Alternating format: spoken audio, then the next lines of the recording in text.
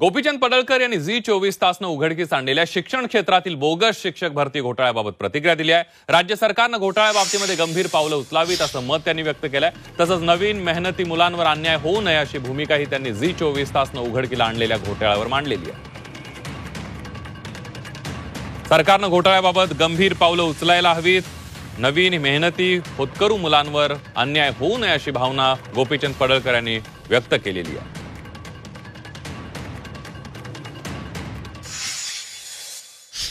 बघा, हे महाराष्ट्रामध्ये सातत्यानं असे विषय समोर येत आहेत, तर राज्य सरकारनं या बाबतीमध्ये गंभीर पावलं उचलायला पाहिजेत। नवीन जी मुलं टॅलेंटेड आहेत, जे मेहनत घेत आहेत, जी मेरिटमध्ये मुलं आहेत, अशा मुलांच्यावरती विनाकारण अन्याय होतो आणि तो अन्याय होऊ नये यासाठी राज्य सरकार न पावलं उचलायला पाहिजेत आणि ती पावलं उचलतील असा मला विश्वास आहे।